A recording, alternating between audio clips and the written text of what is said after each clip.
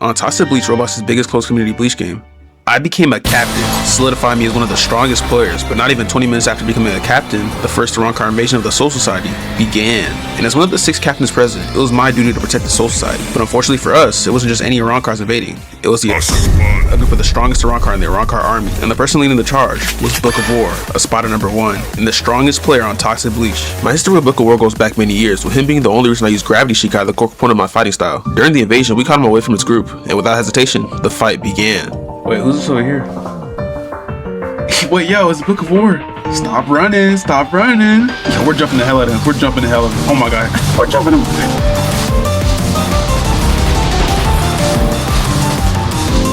I arrived late to this fight, but as you can see, Book of War uses spiritual pressure, which is very important in fights. If you gap someone by massive amounts of spiritual pressure, you can do up to 3 times more damage and take less damage from them. And you usually gain spiritual pressure from meditating, killing strong hollows, or defeating other players. Book of War has defeated so many players that he has more spiritual pressure than every single captain. And even though we fought hard, Book of War essentially took a 1v10. This war lasted for about 2 hours, and we ended up defeating him multiple times. But this day will be known as the day Book of War took a 1v10 against the Soul Society.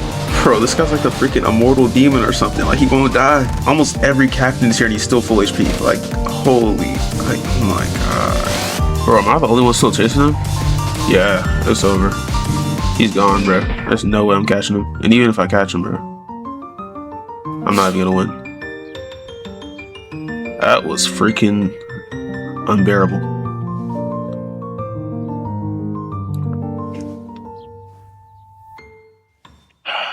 Never in my life did I ever feel so hopeless fighting someone. Even against the head captain himself, with me not being a captain, I still feel like I could win, and I did. But with Book of War, the gap between our combat experience felt insurmountable. But as a captain, I just simply can't let this slide. And from today onward, I devote myself to becoming stronger, so that one day I challenge Book of War to a fair one-on-one and defeat him. This exact thought process is what led me to searching for change in a dimension that doesn't exist. What is that? It's a bomb! This is sick. This is the Dawn Guy, a dimension separate from space and time, with powerful enemies, insanely rare loot, and unexplored territory. This is a place where the strong seek strength, and the rich seek riches. But with one single mistake, you can lose it all. Wait, where's the chest at? Is that the freaking cleaner? And this is Mango. Yeah, cleaners can be scary. He's known as the king of the Dawn Guy, having explored it hundreds of times, with each Dawn Guy run being between 30 minutes and 2 hours. Mango basically taught me everything I needed to know about the Dawn Guy, and on my first one without him, I ended up getting one of the rarest drops in the Dawn Guy, that being the Zaraki manual. Using this manual gave me an ultimate ability called Ryodon. This skill is unblockable, unparryable, and has a 180-second cooldown. I also found out that it was upgradable, but for now this is basically my trump card during fights.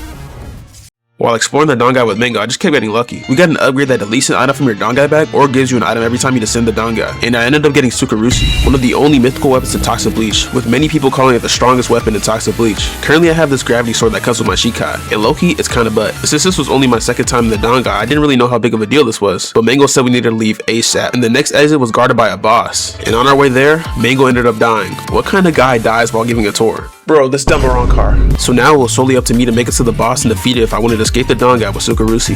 Ooh, Sawai. A Juka Chaz. Bro, if I lose this sword from going to the next floor, I'm actually gonna kill my— Oh my god, Sebasto. Yay, drop dice. Bro, this boss is gonna be easy, bro. I do not know if I have to go for this. 25. Bro, this boss is damn. Yo, boss, diplomacy. I ain't gonna lie, gang. I'm gonna have to find something to cheesy, bro. Can I go up here?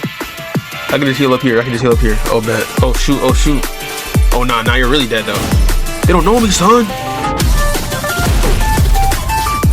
Oh, I can just heal back here. Get away! The Ryodon sparing for to claim another victim. Come here. Puss. Oh, I missed. Weave. I'm low-key cooking him. Hello? I'm on that boy like a titan. I did it! Let's go! Now that I defeat the boss, I can finally leave the Dawn Guy with all my loot now and finally claim Sukarushi. And it wouldn't be long before I could put this OP weapon to use. Oh my god. But before I start taking innocent lives, I'm giving away Toxic Bleach access to 10 people, and all you have to do is join my Discord server and the Toxic Bleach Discord server. Link in the description. There's no requirement, but liking, commenting, and subscribing will be greatly appreciated. Anyways, what was I doing again? Oh, slaughtering my enemies.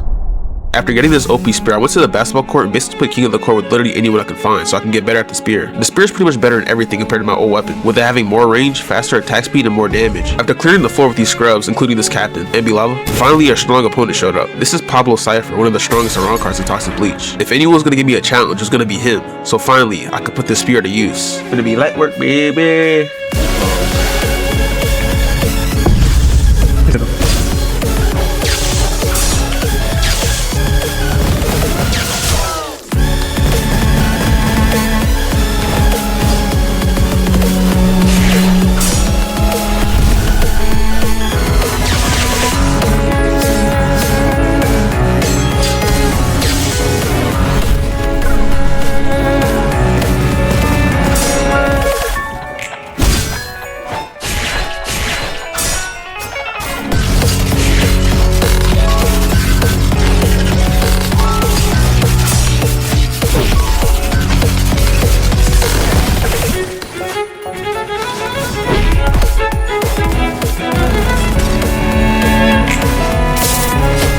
Oh my god, bro. After fighting Pablo, it made me realize just how powerful my spear is. In pretty much every close range situation, I ended up getting more damage, and if my opponent tried ranging, I'd just use my spear crit to gap close. Pablo is definitely a good player, so seeing me destroying him let me know I was onto something with this build. We 1v1 many times, with Pablo getting 1 win, and the final score being 3-1.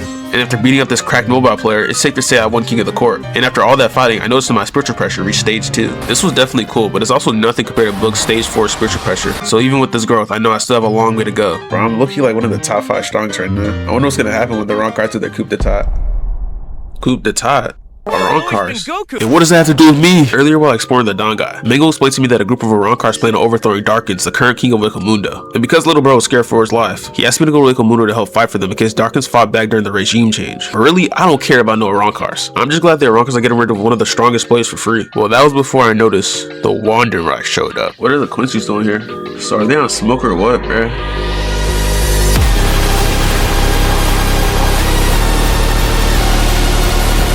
Even though I'm only one Swordsman surrounded by a bunch of Arankars and Quincy's, I kept my aura and composure, and after some intense staring and aura farming from the Arankars, the Quincy's decided to leave. And I'm not gonna lie, if they fought back, it would have been a Genesis picnic. Because there wasn't a fight against Darkins, there were 2 major candidates for King of LEMMiNO. Majority of Arankars wanted Pablo as the king, and as a Soyper representative, I also thought it was better if Pablo got king. Out of all the strong Arankars, he seems to be the least egotistical, and least British. Yeah, I'm not trying to fight on EU servers. And after much debate, they decided to settle this in a 1v1, with the winner becoming the king, and the loser becoming the prince. It's low-key important that I note this, but Pablo's using one of the weakest res, while the other candidate, Soren, is using one of the strongest reses in Toxic Bleach's history. So it had to be an insane feat for Pablo to win 3-0. Wait a minute, he won 3-0. Gentlemen, butt talks. While the first 1v1s were happening, I got distracted by this floating item. It somewhat resembles my imperfect Hogoku that I crafted earlier, but this item looked like it had no imperfections, and almost compulsively I just followed its path, through a door, and into a room. The winner of this battle will be a familiar face, but from a different race. Why you, and not him? What could this possibly mean? From what I know, if this were to be the real perfect Hogoku, it would have the ability to sense the hearts of those around it and materialize one's deepest desires. The Hogoku's will alone is powerful enough to manipulate fate. Knowing this information, it must have already planned the outcome of this battle. I find that to be quite obvious though, as everyone knew Soren was gonna lose. But why you and not him? This question is the most puzzling part of the Hogoku's riddle. When looking back on my time on Toxic Bleach, one singular miraculous situation comes to mind. Bilg and Ryusai, picking me as his 3rd pick during the captain tryouts, even over himself. To this day I have no idea why he did that, why he chose me, and not him. Bilg and Ryusai Shigeki. This guy is probably the strongest person here. I lost. But in a new environment, it seemed I had a mental wall blocking me from performing to my best abilities. Yes, the fight wasn't fair. Yes, my opponent had advantages. But if I can't overcome adversity, then maybe I don't deserve to be a captain. Maybe I'm just a failure. To become the next captain in Roblox's biggest closed community Bleach game. And now do that. Do what? Do that. Failure. No matter the cost. Bruh, I fell. Thinking about it, there's still one part of this riddle I haven't figured out. What is the connection between Bilg and Ryusai and Pablo Cypher? I'm pretty bad at solving riddles, so I just decided to scramble their names to see if I could find a hint. And one of these stood out to me.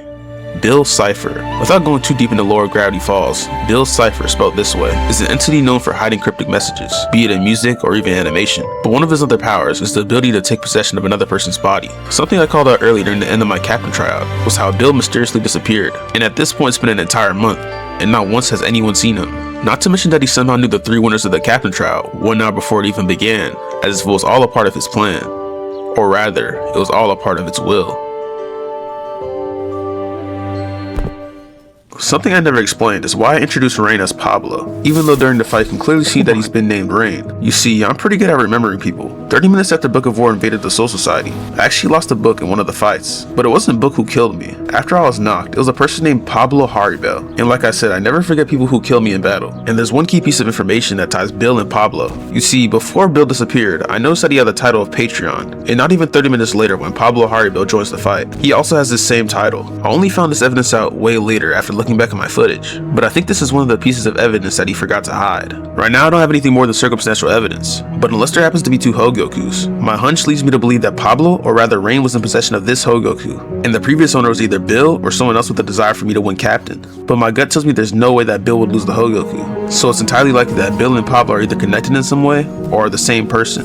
Bro, this dude Book of War never dies, bro. Oh my god. Who the heck is Pablo, bro?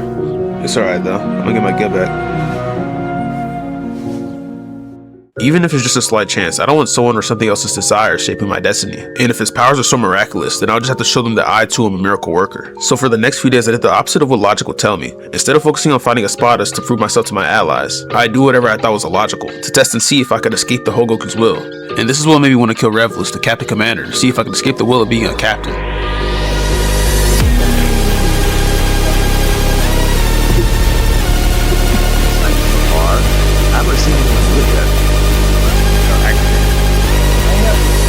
I'm cooking Rebels right now, hold on.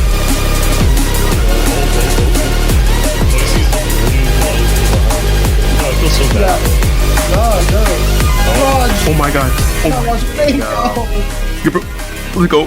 Let's go. My goal from the beginning was to make Revlus die, so this random Vassalordi coming in the end low-key made it less obvious. I also asked this Quincy named Raj to grip Revlus every time I killed him, and this also gave me a lot of spiritual pressure. And by the end of this day, Revlus was pissed. On multiple occasions I didn't help him fight the Ronkars, and I even indirectly killed him multiple times. After basically farming the head captain, I reached stage 4 spiritual pressure, putting me on the level of people like Book and Rain. But because his will wants me to be captain, and I believe Rain has the Hogoku, I don't want to support either sides, and if it takes becoming an exile to not be a puppet, then I'll gladly cut the strings.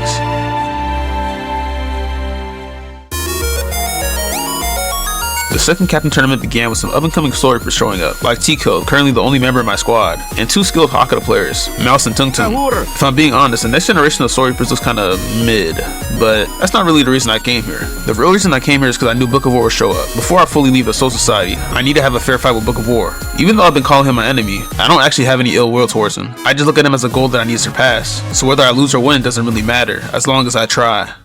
Finally, I can win Book of War. Oh my god. This fight was an absolute masterclass. This is the pinnacle of Toxic Bleach combat.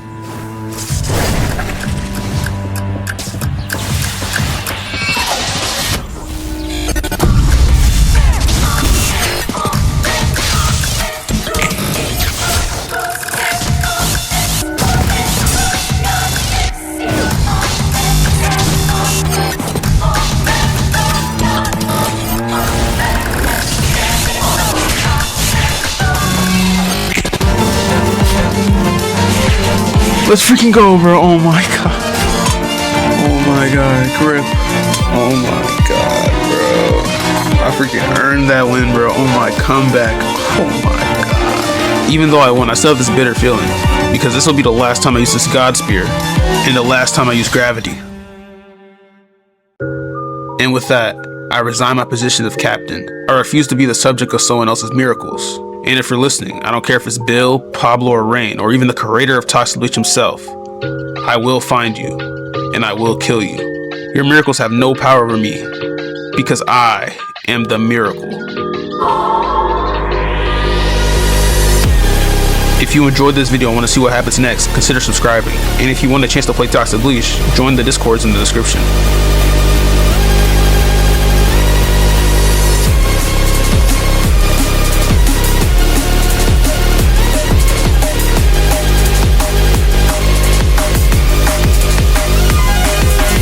Okay, bye.